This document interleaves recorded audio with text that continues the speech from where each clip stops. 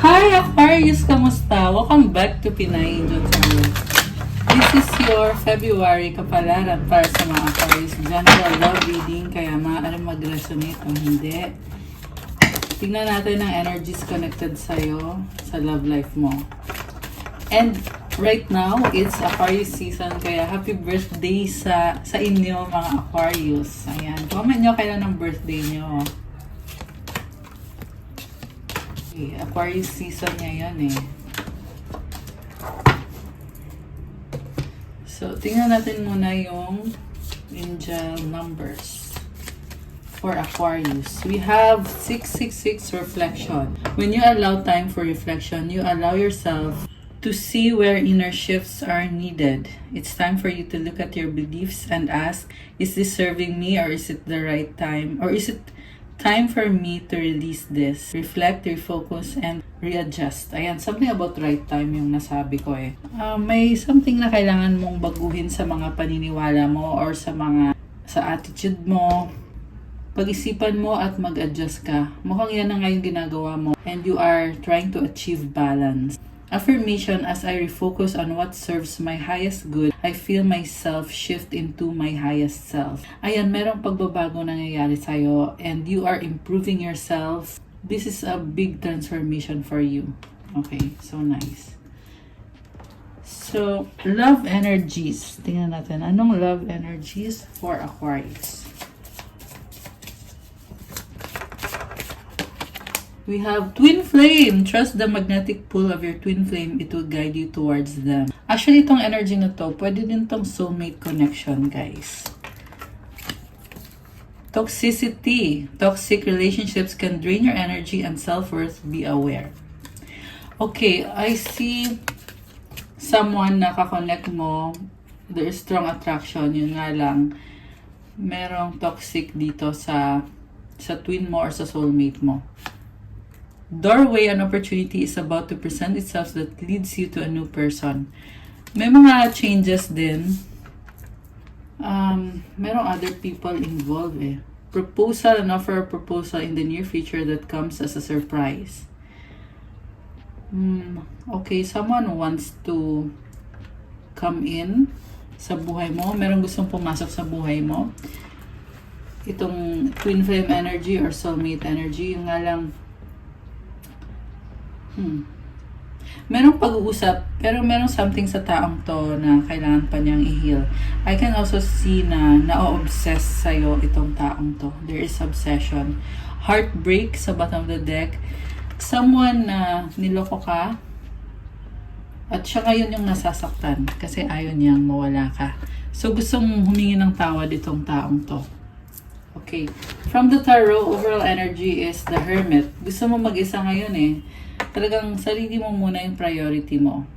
Nag-iingat ka na at ayaw mo nang mag-risk when it comes to love. Two of Rods. Four of Pentacles. So, hinihintay mo pa rin yung taong yan. Kaso lang, na-trauma ka dito eh. Sobra ka nang nag-iingat. Three of Rods. You are very independent. Temperance. Ang haba ng pasensya mo, kaya yun din yung dahilan at inabuso ka ng taong to. Inabuso yung patience mo. So, we also have Ace of Swords, King of Swords, Knight of Swords, the Fool, and the Three of Pentacles. Oh my gosh, grabe ah. Puro swords. So, you want to end an unhealthy connection. Mabilis na ending. And pinag-aaralan mo kung ano yung dapat gawin. You are very logical about the situation. I can see na you are cutting off someone biglaan. Walang makakapigil sa'yo. Kasi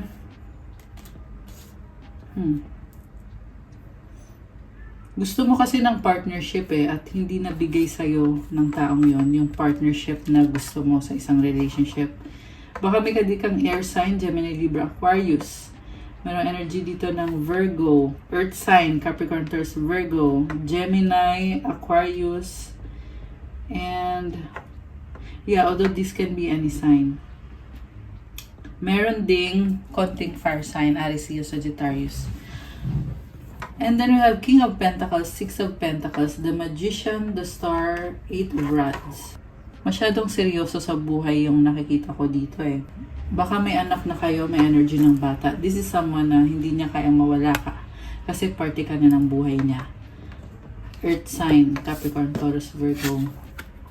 So, gusto niyang bumawi sa'yo kasi this is someone who breadcrumbed you or hindi ka niya sineryoso. Mas marami yung nabigay mo sa kanya kaysa nabigay niya sa'yo. And controlling tong taong to eh. Controlling, manipulative.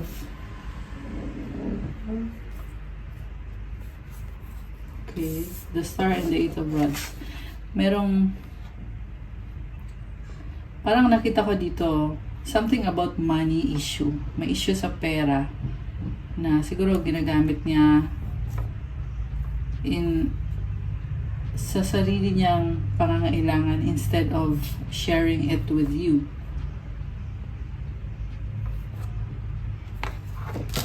Medyo weird yun. Hindi natawa ko kasi parang kakaiba yung mga energies na nakita ko dito. So, this is someone who's trying to manifest na magkaroon ng harmony sa connection ninyo at magkaroon ng pag-uusap.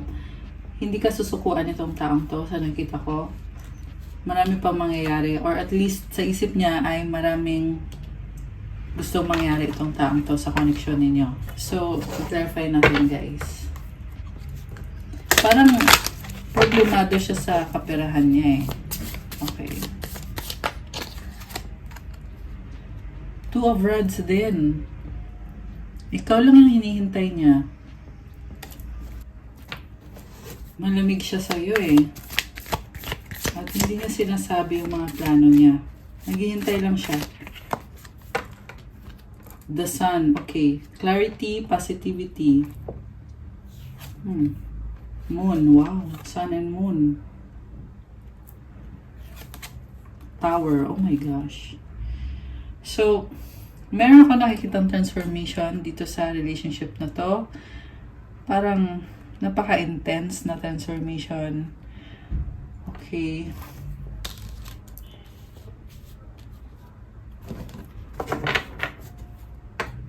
Empress.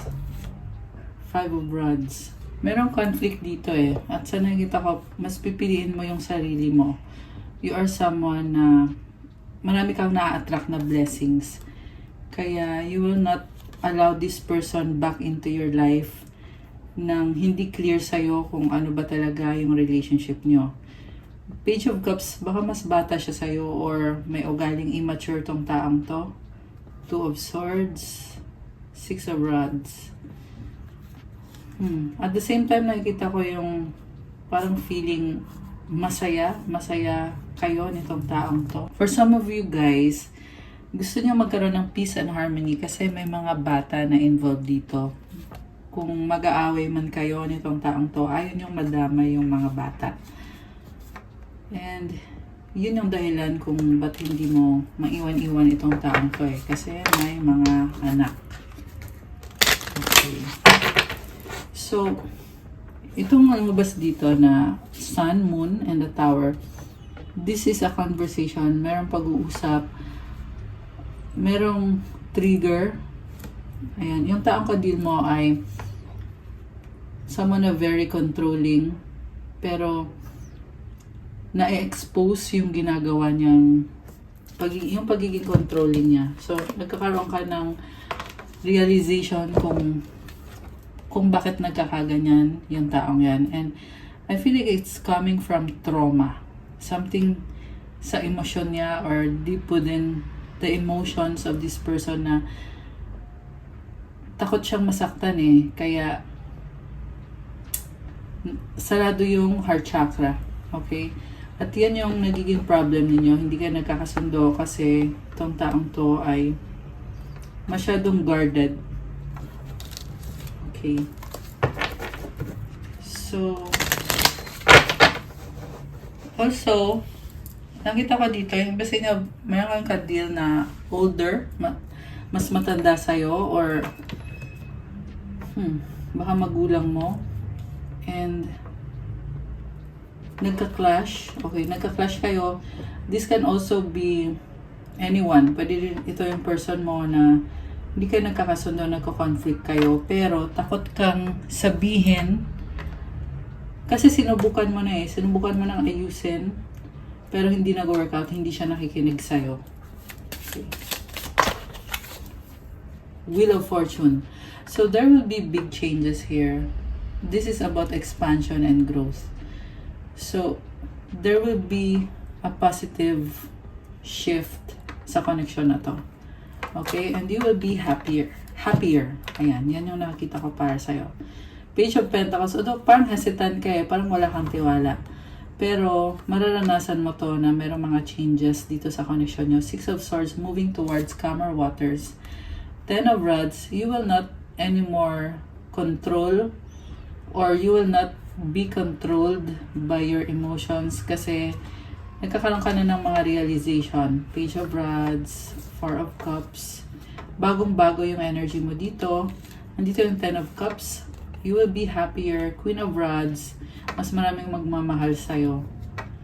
The Devil and the Nine of Cups. Yung nga lang merong lumabas dito na attachment. Okay. Bad habits. Oh, okay.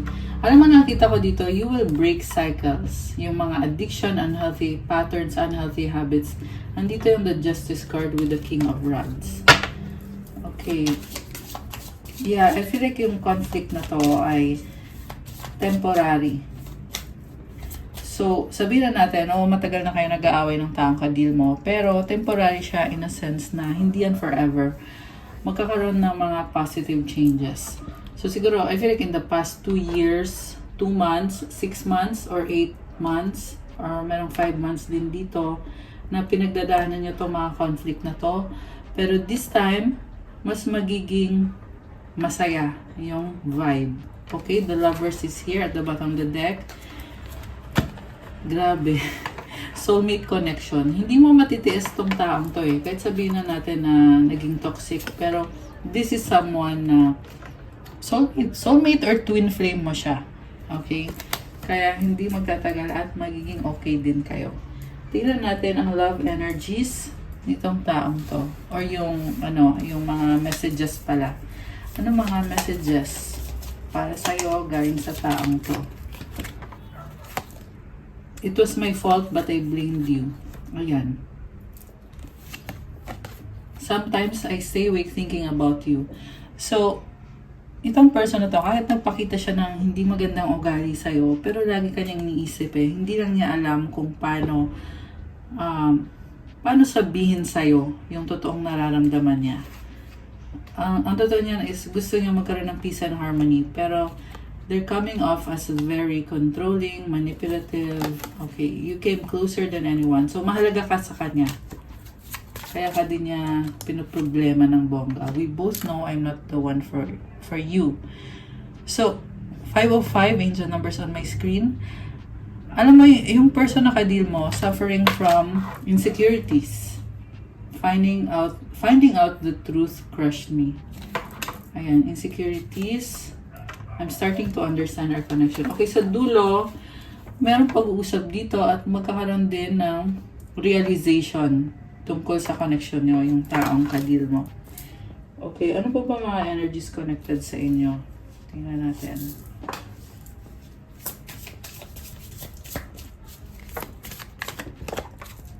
You are different from the rest. They didn't mean anything to me. I only want you. So, niloko ka man ng taong to, pero ikaw yung totoong gusto niya. Ikaw yung totoong mahal niya. I'm sorry I put my career before you. I'm trying to get out of debt. I'm willing to put in the time and effort now because I don't want to lose you.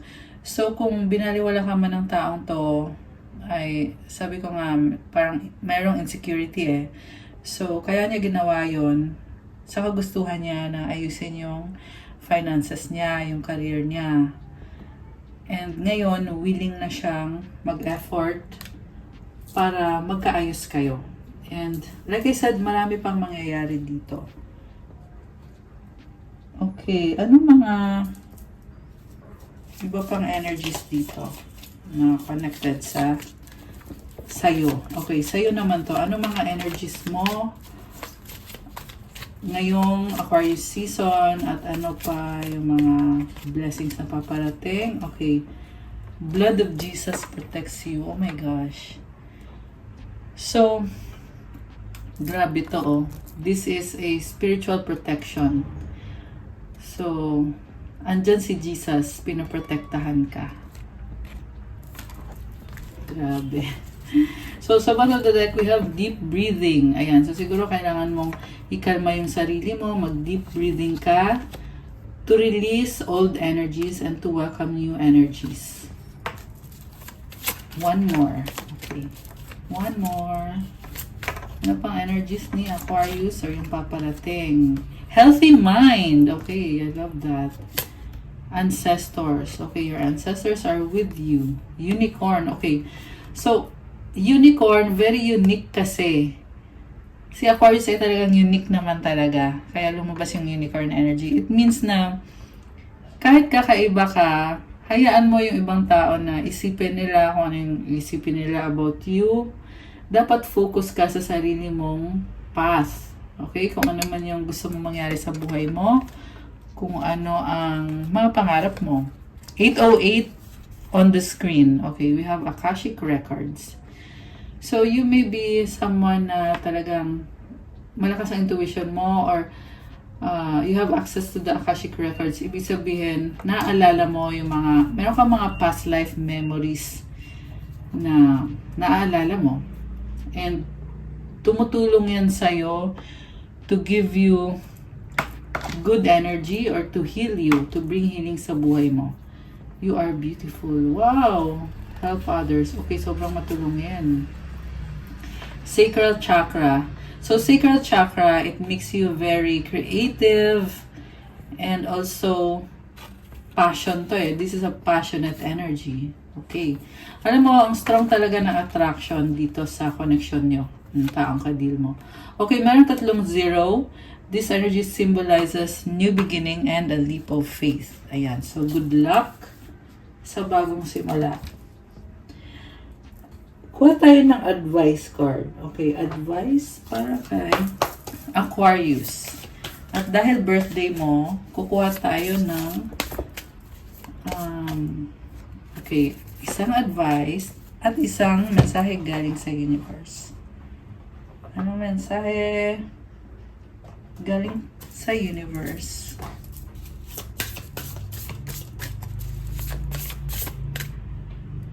Okay. At isa na din mensahe galing sa angels mo.